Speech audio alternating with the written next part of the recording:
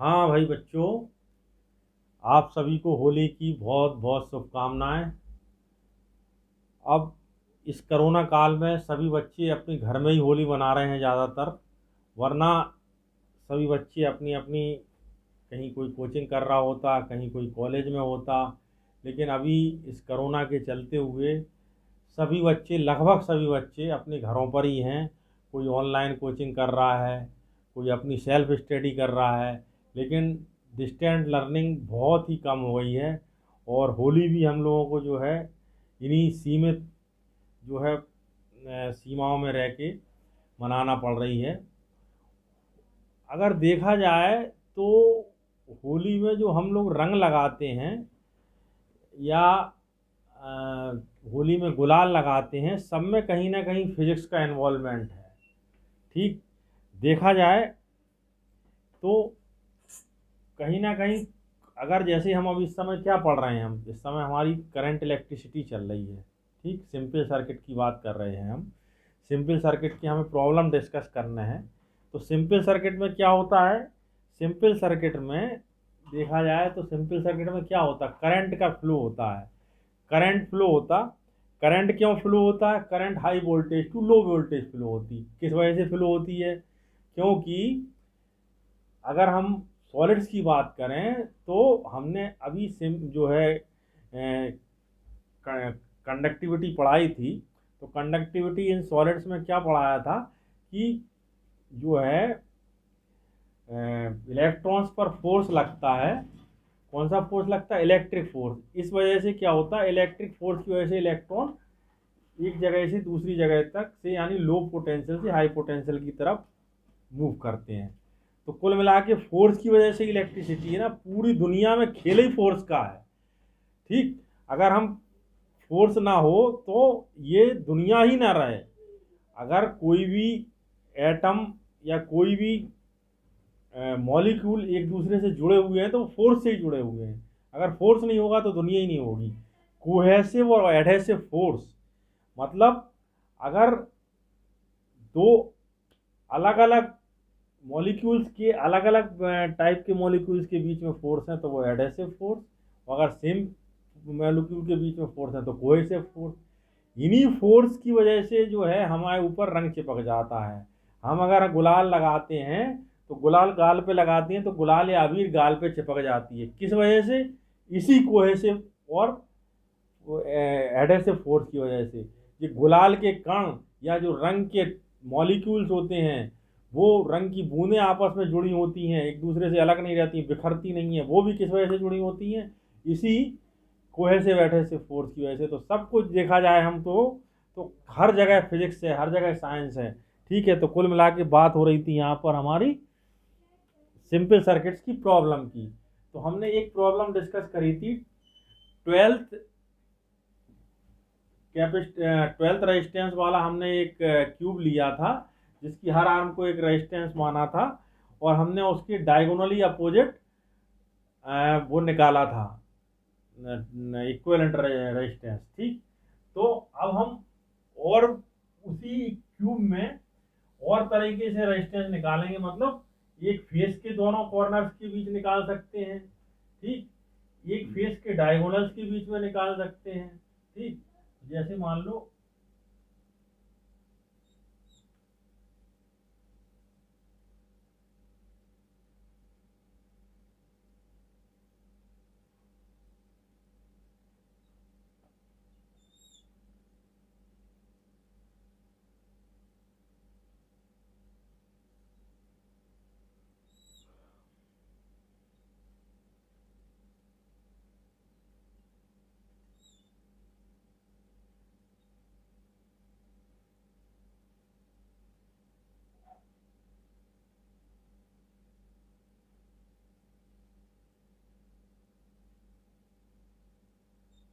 इसमें 12 रेजिस्टेंस जुड़े हुए हैं, ये क्यूब है एक। ठीक, तो अभी हमने कहाँ कहाँ के बीच में निकाला था? अभी हमने इसके और इसके डायगोनली अपोजिट डायगोनल्स के बीच में निकाला था इसमें। अब हम एक फेस के अपोजिट कॉर्नर्स के बीच में निकालेंगे। फोर्स के अपोजिट कॉर्नर नहीं, सॉरी, एडजेसेंट कॉर्नर के बीच में निकालेंगे। Adjacent corners of a arm. ठीक, adjacent corner of a arm के बीच में या ऑफ ए फेस के बीच में निकालेंगे। यहाँ पे हम ये जोड़ दिया इसको। ठीक, तो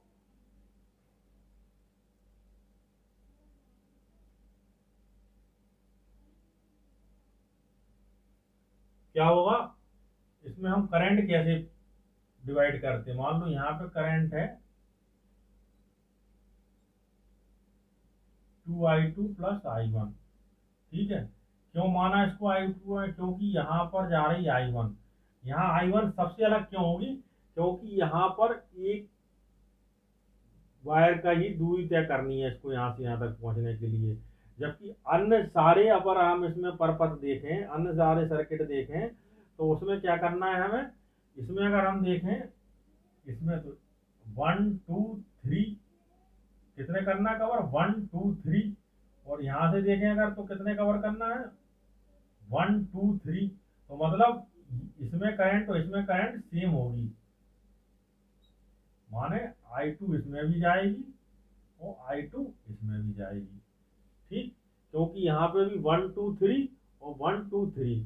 ठीक, अब ये यहाँ पे क्या सेम पार्ट में डिवाइड होगी,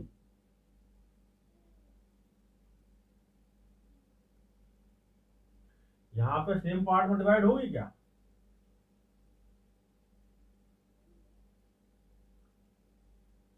यहाँ पर अगर हम देखें तो ये सेम पार्ट में डिवाइड होगी। क्यों, क्योंकि यहाँ पे कितनी जाना है, यहाँ अगर जा रही है ये i2, तो यहाँ पे कितनी जा रही, इधर 1 और 2 ही हो रहा है केवल, और यहाँ से कितने हो रहे हैं 1 2 3 4। ठीक, और इधर से 1 2 3 3। तो मतलब यहाँ पर करंट बराबर भागों में डिवाइड नहीं होगी। ठीक है, तो हम मान लें यहाँ पर जाएगी i3। ठीक, तो यहाँ पर कितनी चली जाएगी, i2 माइनस i3। ठीक, अब ये करंट यहाँ पर जा रही है i2 माइनस i3। ठीक, तो यहाँ पर कितने कवर करना है इसको, 1 और 2। ठीक, तो यहाँ से ये i2 जा रही, यहाँ से ये जा रही i2। तो यहाँ पर अगर i2 है, यहाँ पर अगर i2 माइनस i3 है, या सपोज करो इसको हम i3 मान लेते हैं,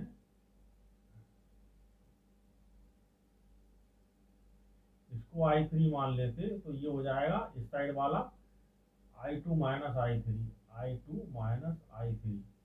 ठीक, तो अब यहाँ पे अगर हम कितना कवर करना है इसको, 1 और 2। तो ये और ये भी सेम है, यहाँ पे भी कितना करना, i2 और ये 1 और 2, यहाँ भी 1 और 2। तो यहाँ पे अगर i3 जा रही है तो यहाँ पर भी i3 ही जाएगी। ठीक, हम सिमेट्री से देखते हैं कि यहाँ से यहाँ तक जाने में कितने कवर करना, 1 और 2। तो यहाँ पर भी 1 और 2, यानी यहाँ पर भी i3 जाएगी। ठीक, तो ये i2 जा रही थी, ये कितनी जा रही थी, i2 जा रही थी। तो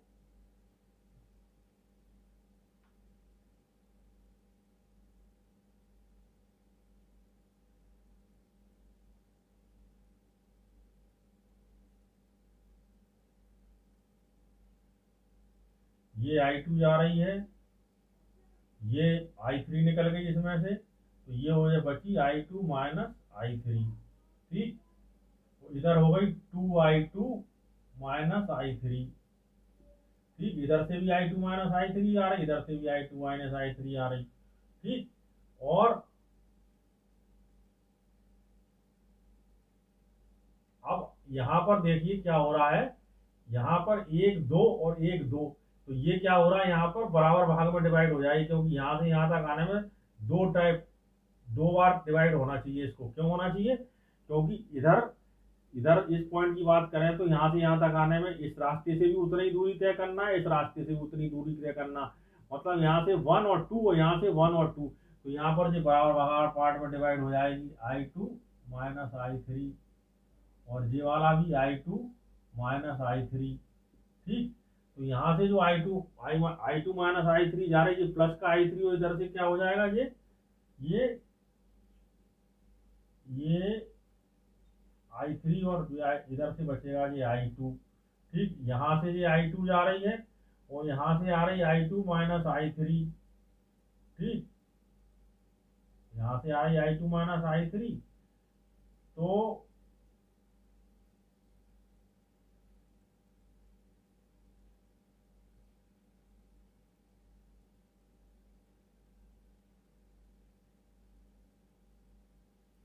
सॉरी, यहाँ से I3 आ रही, ये कंफ्यूजन हो रहा था, ये I3 आ रही है, ये आ रही I3।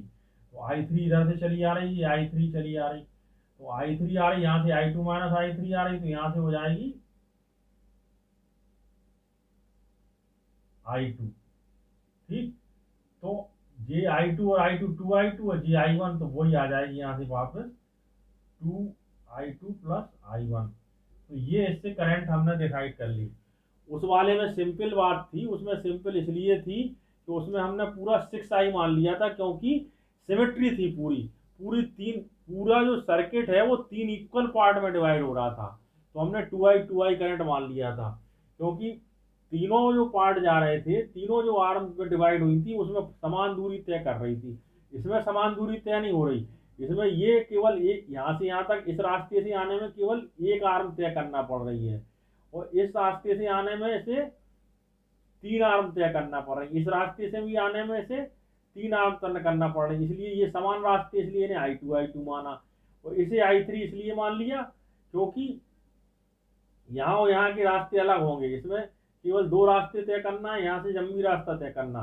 तो इसलिए ये I2 माइनस I3 यहाँ मानी हमने, I3 निकालने के बाद, और क्योंकि यहाँ I3 है तो यहाँ भी I3 होगी सिमेट्री से, और इधर से जब I3 निकल गई तो ये I2 माइनस I3 बची, हो इधर से I2 माइनस I3 तो हो गई 2I2 माइनस I3 हो गई। ये समान भाग में डिवाइड हो जाएगी क्योंकि बराबर रास्ते हैं, I2 minus I2 minus I3। तो इस तरह से ये हमने एक वो निकाल लिया इसका। अब हम इसको मान लेते हैं A B C D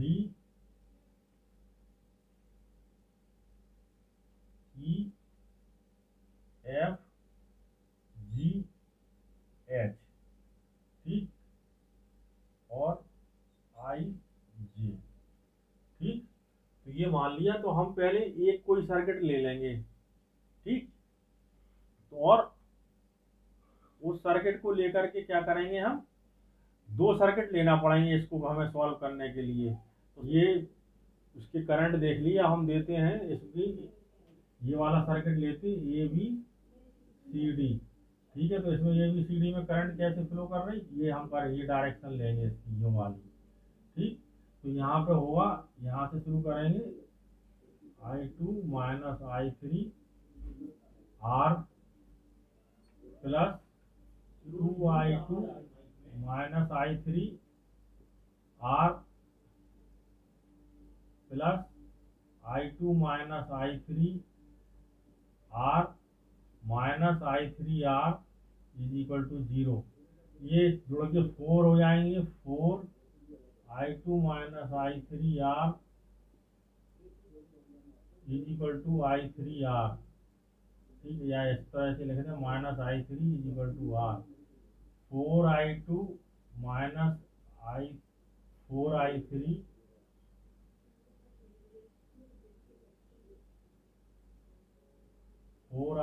R minus I3 R is equal to 0। तो 4I2 माइनस 5I3 R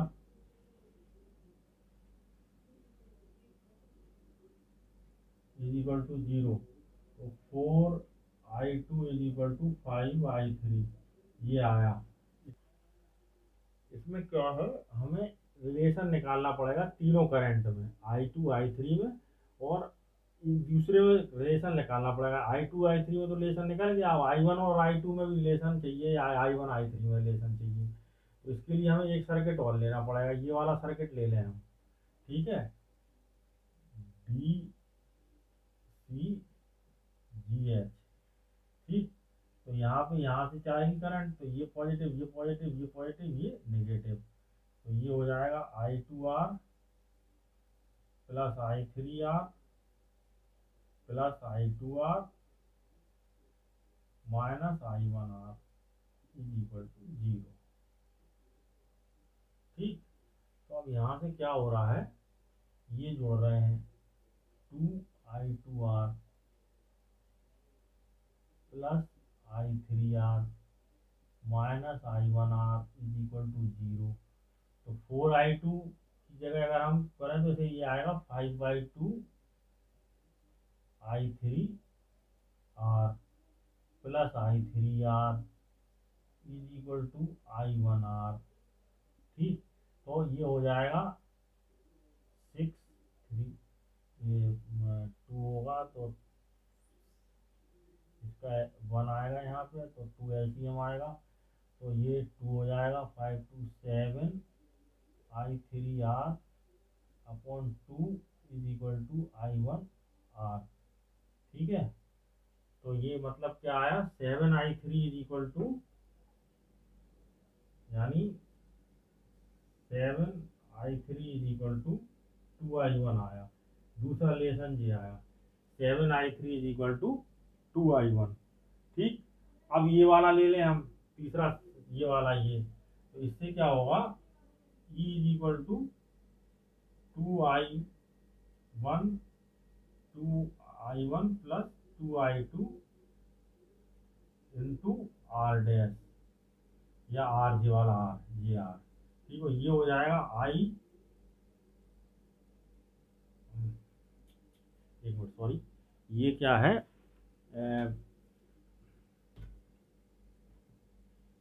ये R है अगर, तो ये E की वैल्यू क्या होगी, इसके बराबर होगी, इसके बराबर क्या होगी, I1R के बराबर होगी इस सर्किट से। ठीक, I1R के बराबर होगी, और इसकी वैल्यू क्या होगी, टोटल करंट मतलब 2I2 प्लस I1 और R डैश, ये इक्विवेलेंट रेजिस्टेंस अपॉन I1R। ठीक है, अब I2 की जगह भी हम I3 रख देंगे और I1 की जगह भी वो रख देंगे, जिससे कि सारे सॉल्व हो जाएं एक टर्म में। ठीक है, तो 2I2 की जगह हम क्या रखेंगे, 2I2 की जगह रखेंगे 5/2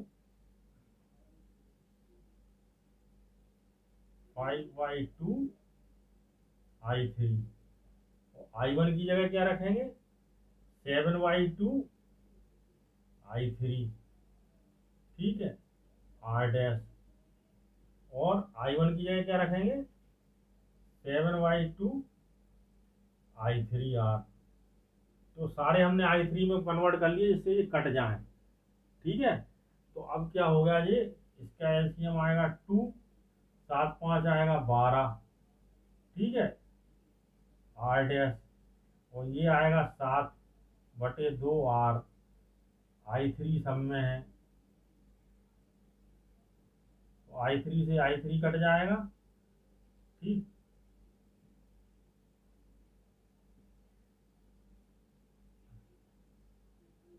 2 से 2 कट जाएगा, तो R डैश की वैल्यू क्या आ गई, 7/12 R आ गई। ये सॉल्व हो गया। इसमें हमें क्या लेना पड़े, 3 सर्किट लेना पड़े। 3 सर्किट क्यों लेने पड़े, एक सर्किट ये लेना पड़ा, एक सर्किट ये लेना पड़ा, एक सर्किट ये लेना पड़ा। क्यों लेने पड़े 3 सर्किट, क्योंकि इसमें अभी हमने 2 की जगह 3 वेरिएबल थे। इसमें 3 वेरिएबल क्या था, I1 भी था, I2 भी था, I3 भी था। तो एक दूसरे के टर्म में वैल्यू निकालने के लिए हमें इस तरह से करना पड़ा। ठीक, ओके, क्लियर। अब एक और हम अगले लेक्चर में क्वेश्चन लेंगे जिसमें यहाँ की जगह यहाँ जोड़ेंगे, diagonally opposite of A face, फिर निकालेंगे। ठीक।